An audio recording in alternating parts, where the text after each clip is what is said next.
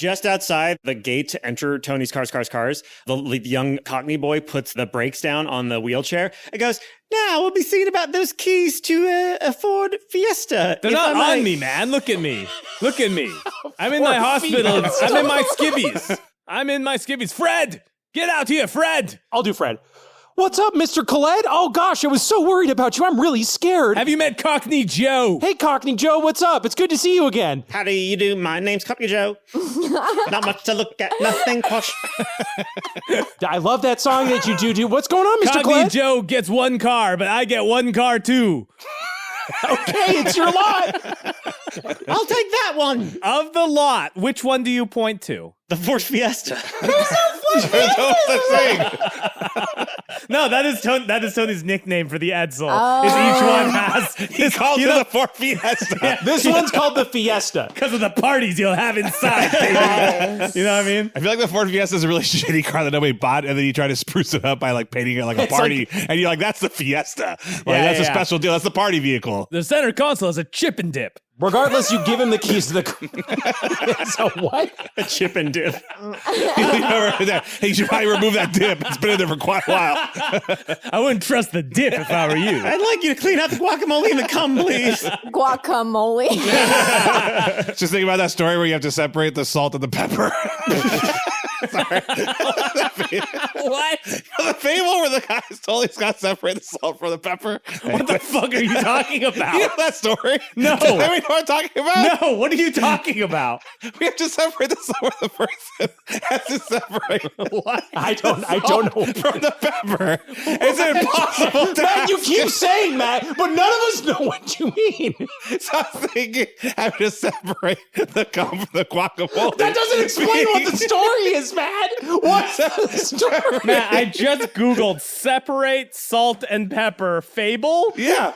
It's like this. It's in the same book. It's If like you say one more time, it's the story. I where they separate. I heard it. It's like at the same range. It's like, putting 1 grain of rice on a chessboard and it keeps doubling. I feel like it's in the same book.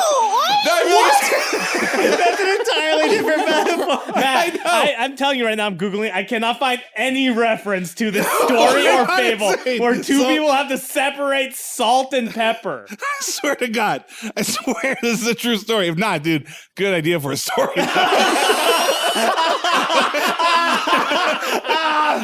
Somebody's gonna find it.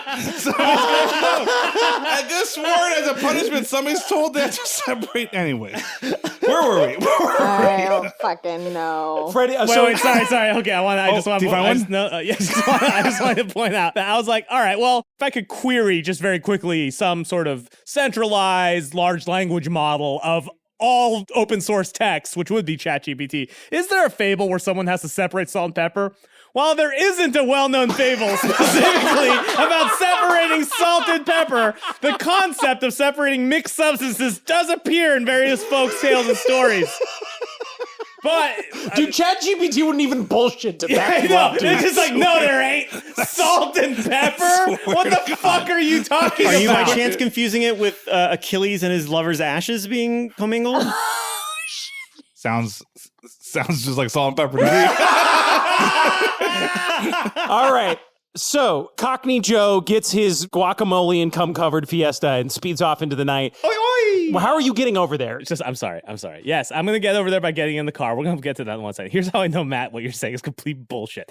The idea of like both salt and pepper on the table is like definitely, while not like modern, more modern than like when folk tales would be. You know what I mean? Like, yeah, it's not like in the Bible they were like, yes, when you sat down, Jesus is like, pass the pepper by the two shakers. And it's like, oh, it's clumpy. They're like, we haven't found rice yet. Marco Polo hasn't gone to China. One classic story that involves separating salt and peppers, often used in educational contexts to demonstrate problem solving and scientific thinking. Maybe I just went to a good school. Here's a simple version of the story. The clever student and the salt pepper mix up. In a small village school, the science teacher, Mr. Thompson, this is all just AI. I don't know what this is.